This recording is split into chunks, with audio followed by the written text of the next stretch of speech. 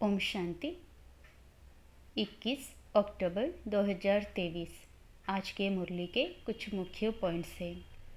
बाबा ने कहा कि खुशी का आधार निश्चय है, तो हमें यह निश्चय हो कि स्वयं भगवान हमें पढ़ाते हैं। फिर बाबा कहते कि दुनिया वाले बस प्लानिंग करते हैं, कैसे अनाज पैदा करें, कैसे नया भारत बनाए, पर वो ये नहीं जानते कि वो मौत की प्लानिंग करते हैं। परंतु बाबा की प्लान तो कुछ और है, तो हमें बाबा की मददगार बननी है, योगयुक्त भी रहना है, तभी हम पिछाड़ी की सीन देख सकेंगे। तो सुनते हैं बाबा के मधुर महावाक्य।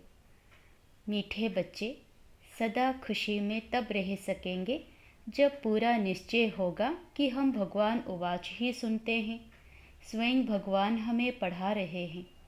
प्रश्न: ड्रामा अनुसार इस समय सभी प्लान क्या बनाते हैं और तैयारी कौन सी करते हैं?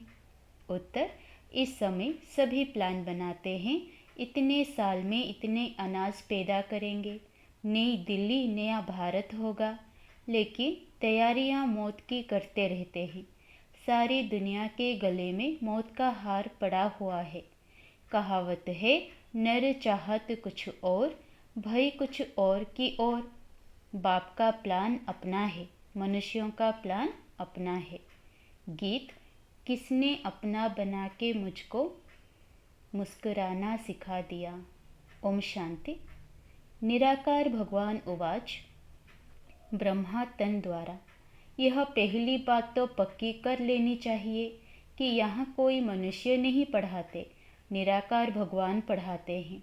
उनको हमेशा परमपिता परमात्मा शिव कहा जाता है।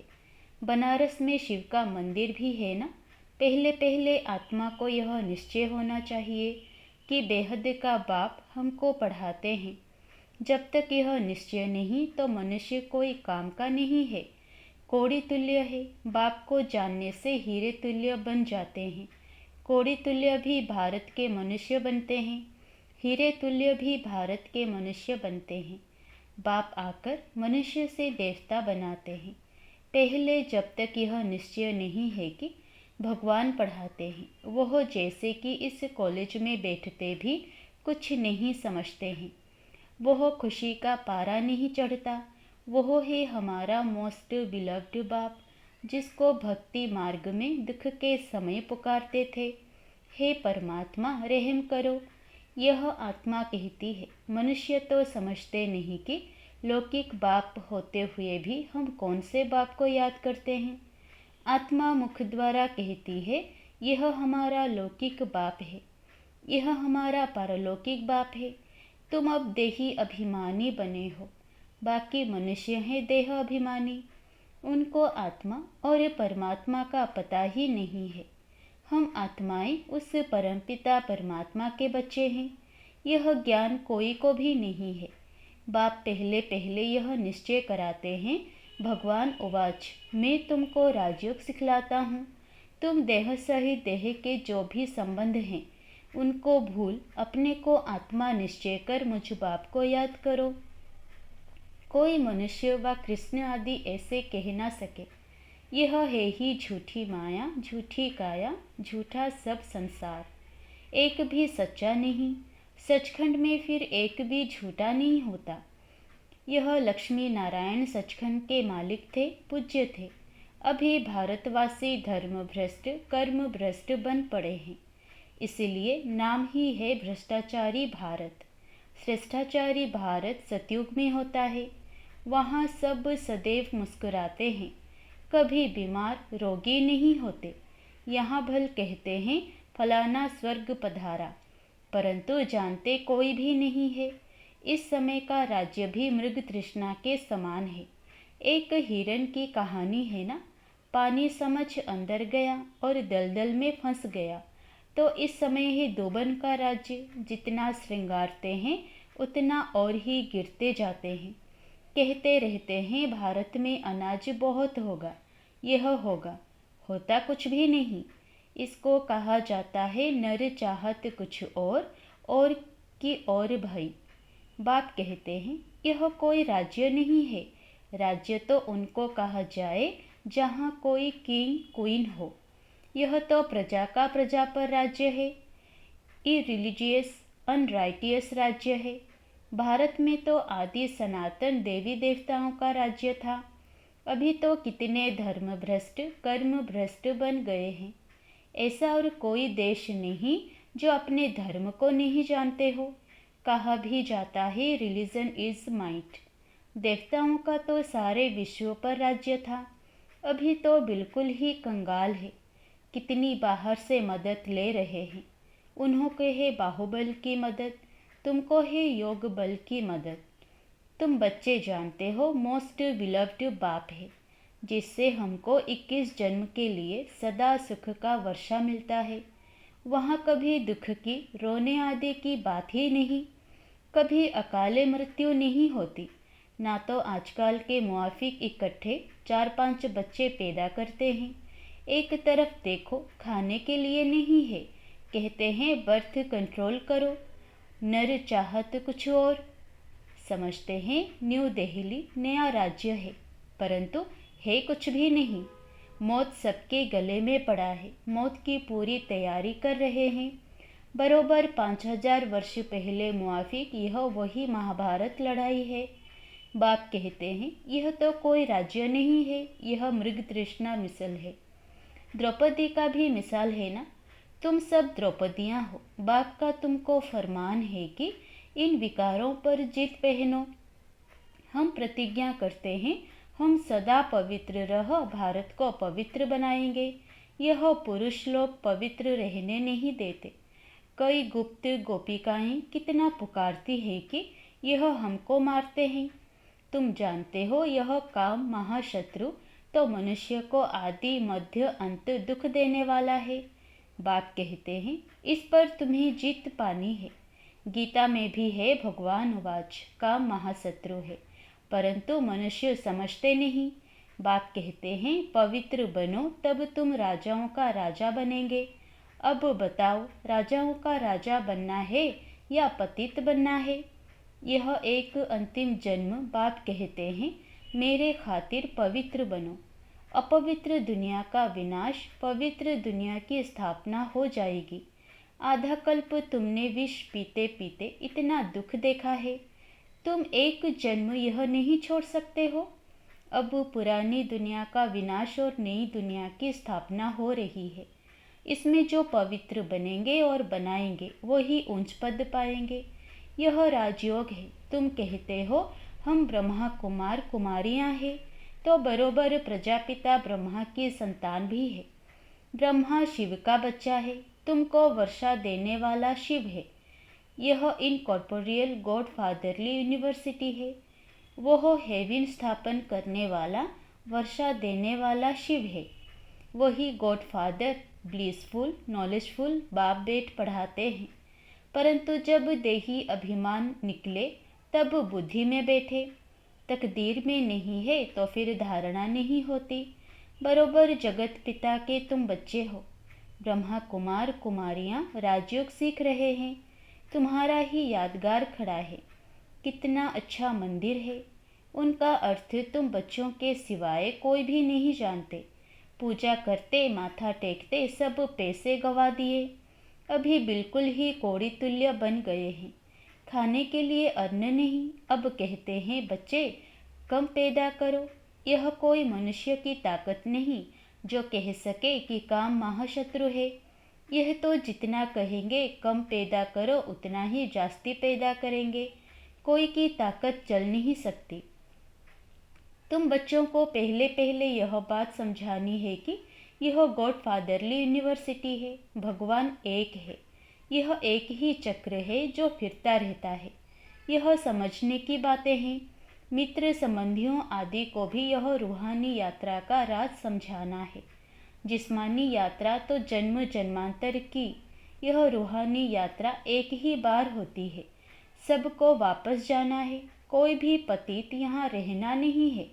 अभी कयामत का समय है। इतने जो करोड़ों मनुष्य है यह सब तो सतयुग में नहीं होंगे, वहाँ बहुत थोड़े होंगे। सबको वापस जाना है। बाप आए ही हैं ले जाने। जब तक यह नहीं समझते हैं तब तक स्वीट होम और सुखधाम याद पड़ नहीं सकता। याद करना तो बहुत सहज है। बाप कहते हैं स्वीट होम चलो, मेरे सिवाय तुमको कोई ले नहीं जा सकता, मैं ही कालों का काल हूँ। कितना अच्छी रीति समझाते हैं, परंतु वंडर है इतने वर्षों से रहते हुए भी धारणा नहीं होती। कोई तो बहुत होशियार हो जाते, कोई कुछ भी नहीं समझते। इसका मतलब यह नहीं कि पुरानों का ही ऐसा हाल है तो हमारा क्या होगा। नहीं, स्कूल में सभी नंबर 1 थोड़े ही होंगे, यहाँ भी नंबरवार ही। सबको समझाना है बेहद के बाप से वर्षा लेने का अभी समय है। 21 जन्म के लिए सदा सुख का वर्षा पाना है। कितने ब्रह्मा कुमार कुमारियाँ पुरुषार्थ कर रहे हैं, नंबरवार तो होते ही हैं। तुम जानते हो पतित पावन एक ही बाप है, बाकी सब हैं पतित। बाप कहते हैं सबका सद्गति दाता एक है, वही स्वर्ग की स्थापना करते हैं। फिर सिर्फ भारत ही रहेगा, बाकी सब विनाश हो जाएंगे। मनुष्यों की बुद्धि में इतनी बात भी नहीं बैठती है। बाप कहते हैं बच्चे मेरे मददगार बनो तो मैं तुमको स्वर्ग का मालिक बनाऊंगा। हिम्मते मर्दा मददे खुदा, गाते तो हैं खुदाई खिदमतगार। वास्तव में यह है जिस्मानी सेल्वेशन आर्मी, सच्चे सच्चे रूहानी सेल्वेशन आर्मी तुम हो। भारत का बेड़ा जो डूबा हुआ है उनको सेल्वेज करने वाली तुम भारत माता शक्ति अवतार हो। तुम गुप्त सेना हो, शिव बाबा गुप्त तो उनकी सेना भी गुप्त। शिव शक्ति पांडव सेना, सच्चे सच्चे सत्य नारायण की कथा यह है, बाकी सब है झूठी कथाएं। इसीलिए कहते हैं see no evil hear no evil. मैं समझाता हूँ वो सुनो। यह है बेहद का बड़ा स्कूल। इस यूनिवर्सिटी के लिए यह मकान बनाए हैं। पिछाड़ी में यहाँ बच्चे आकर रहेंगे, जो योगयुक्त होंगे वह आकर रहेंगे। इन आँखों से विनाश देखेंगे। जो स्थापना तथा विनाश का साक्षात्कार तुम अभी दिव्य दृष्टि से देखते हो, फिर तुम इन आँखों से देखेंगे। इसमें बड़ी विशाल बुद्धि चाहिए। जितना बाप को याद करेंगे उतना बुद्धि का ताला खुलता जाएगा। अगर विकार में गया तो एकदम ताला बंद हो जाएगा। स्कूल छोड़ दिया तो फिर ज्ञान बुद्धि से एकदम निकल जाएगा। पतित बना फिर धारणा हो न सके। मेहनत है, यह कॉलेज है विश्व का मालिक बनने लिए। यह ब्रह्मा कुमार कुमारियाँ शिव बाबा के पोतरे पोत्रियाँ हैं। यह भारत को स्वर्ग बना रहे हैं। यह रूहानी सोशल वर्कर्स हैं जो दुनिया को पावन बना रहे हैं। मुख्य है ही प्यूरिटी। श्रेष्ठाचारी दुनिया थी, अभी भ्रष्टाचारी है। यह चक्र फिरता रहता है। यह देवी झाड़ का सैपलिंग लग रहा है जो आहिस्ते आहिस्ते वृद्धि को पाएगा। अच्छा, मीठे मीठे सिकिलधे बच्चों प्रति माता पिता बाप दादा का याद प्यार और गुड मॉर्निंग। रूहानी बाप की रूहानी बच्चों को नमस्ते। धारणा के लिए मुख्य सार। पहला, सच्चे सच्चे रूहानी सेल्वेशन आर्मी बन भारत को विकारों से सेल्वेज करना है। बाप का मददगार बन रूहानी सोशल सेवा करनी है। दूसरा, एक बाप से ही सत्य बातें सुननी है। Hear no evil see no evil. इन आँखों से पिछाड़ी की सीन देखने के लिए योग युक्त बनना है। वरदान, अपसेट होने के बजाय हिसाब किताब को खुशी खुशी से चुक्त करने वाले निश्चिंत आत्मा भवो। यदि कभी कोई बात कहता है तो उसमें फौरन अपसेट नहीं हो जाओ। पहले स्पष्ट करो या वेरीफाई कराओ कि किस भाव से कहा है। अगर आपकी गलती नहीं है तो निश्चिंत हो जाओ। यह बात स्मृति में रहे कि ब्राह्मण आत्माओं द्वारा यहाँ ही सब हिसाब किताब चुक्त होने हैं। धर्मराज पुरी से बचने के लिए ब्राह्मण कहाँ न कहाँ निमित्त बन जाते हैं। इसलिए घबराओ नहीं, खुशी खुशी से चुक्त करो। इसमें तरक्की व उन्नति ही होनी है। स्लोगन, बाप ही संसार है। सदा इस स्मृति में रहना यही सहज योग है। मातेश्वरी जी के मधुर महावाक्य। अजपा जाप अर्थात निरंतर योग, अटूट योग। जिस समय ओम शांति कहते हैं तो उसका यथार्थ अर्थ है, मैं आत्मा उस ज्योति स्वरूप परमात्मा की संतान हूँ। हम भी उस पिता ज्योतिर्बिंदु परमात्मा के मुआफिक आकार वाले हैं। बाकी हम शालिग्राम बच्चे हैं, तो हमें अपने ज्योति स्वरूप परमात्मा के साथ योग रखना है। उससे ही योग रखकर लाइट माइट का वर्षा लेना है। तभी तो गीता में स्वयं भगवान के महावाक्य हैं, मनमना भव। मुझे ज्योति स्वरूप पिता के समान तुम बच्चे भी निराकारी स्वरूप में स्थित हो जाओ। इसको ही अजपा जप कहा जाता है। अजपा जप माना कोई भी मंत्र जपने के सिवाय नेचुरल उस परमात्मा की याद में रहना। इसको ही पूर्ण योग कहते हैं। योग का मतलब है एक ही योगेश्वर परमात्मा की याद में रहना। तो जो आत्माएं उस परमात्मा की याद में रहती हैं, उन्हों को योगी अथवा योगिनियाँ कहा जाता है।